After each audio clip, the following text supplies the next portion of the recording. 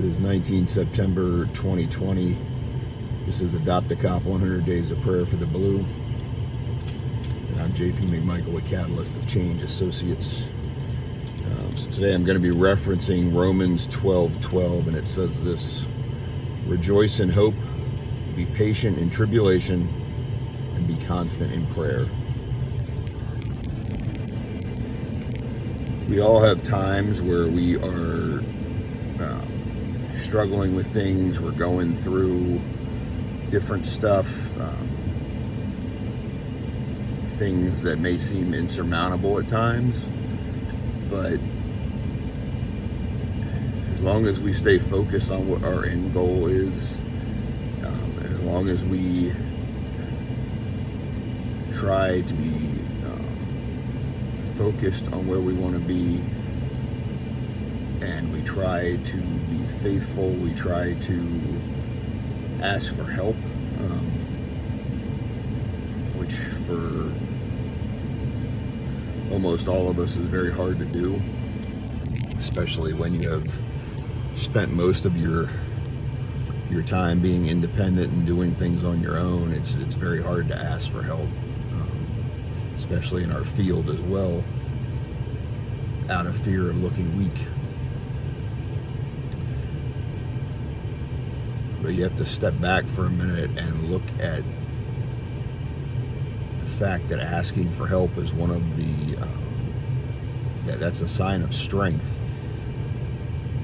because you have enough self-awareness to know that you can't do things on your own. And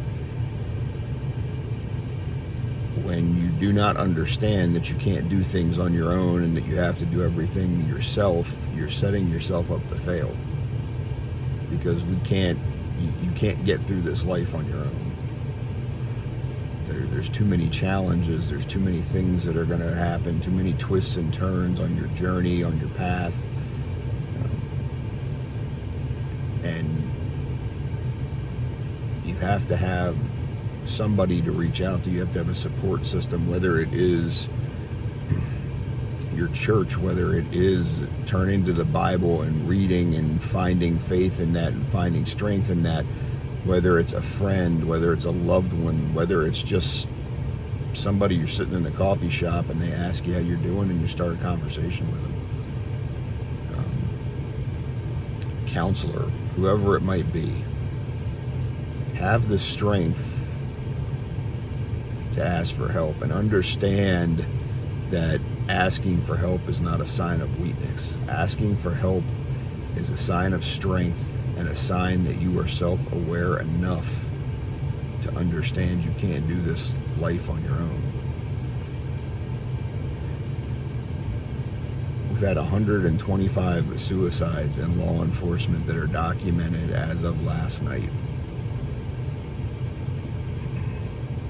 And those are the documented ones. How many officers have sat, struggled, suffered, and not asked for help? And I was one of them years and years ago in 2003. Because of that stigma, because of that feeling that you cannot tell somebody that you're struggling, that you can't say, I need help. And 125 of our brothers and sisters have lost their battle because they couldn't ask for help for whatever reason.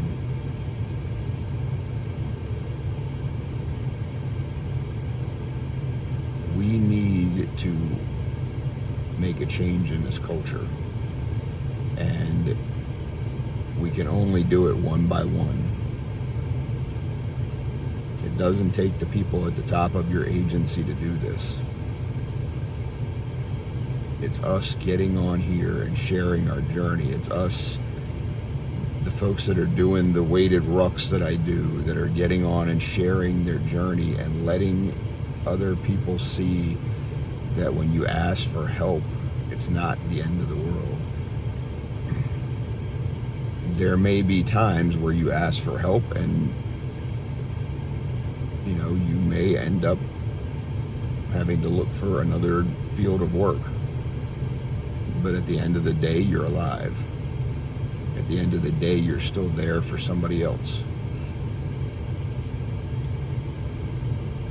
We need to remember that this is a job. And for too many of us, me included,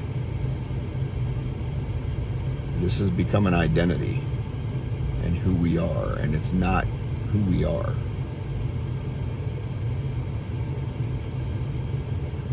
It's not even remotely who we are. I totally believe this field is a calling. I don't believe you pick this field, it picks you. But you are so much more than a law enforcement officer. And when you step back and you look at that and you realize this is not who you are, it's what you do, the stigma begins to fall away. And we have people at the head of agencies who still to this day, after 228 documented suicides last year in our field, still will tell people it's a weakness to ask for help. Which, in my opinion, and that's all this is absolutely ridiculous, and they should not be wearing a badge if they're telling people that asking for help is a sign of weakness.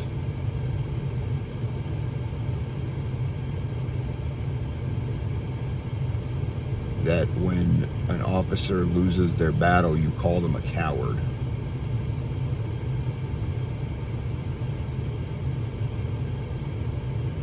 When you sit behind a desk all day and you tell somebody that's out seeing the things that they see day after day on this job that they're weak if they ask for help, that they're a coward, or their buddy is a coward that lost their battle after all the stuff they've seen while you're sitting behind a desk.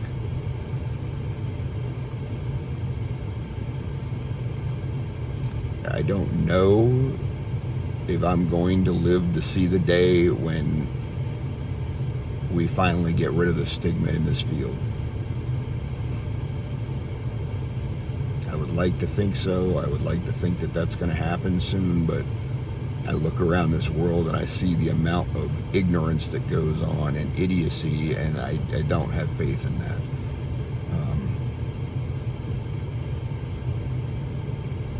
I don't know how many more brothers and sisters we have to lose in order for some of these people to wake up and realize what's going on. I know last year opened a lot of eyes. Unfortunately, that's how we operate in this business. We're very reactive, and it takes stuff like that to happen. It takes it happening in your agency for people to say, oh, we have an issue.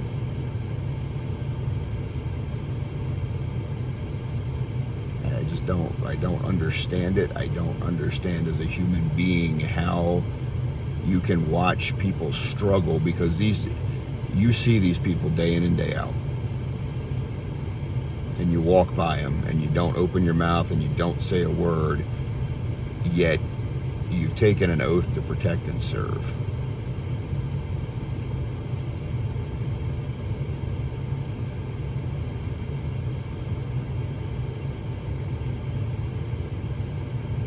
Please, if you are in this field, if you see this, if you are on this site, if you are doing the ruck walks, whatever it is, if you have been down that road, share your journey.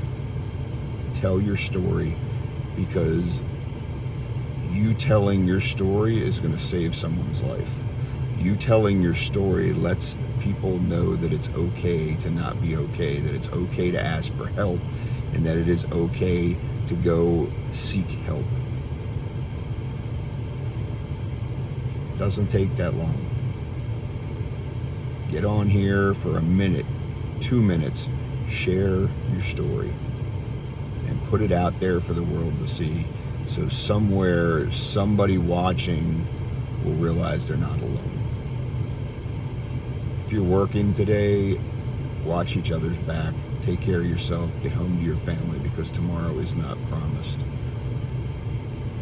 My brothers and sisters that are protecting this great country of ours at home and abroad, thank you for what you do, and God bless your families for the sacrifice that they make. Thank you guys, and I'll talk to you tomorrow.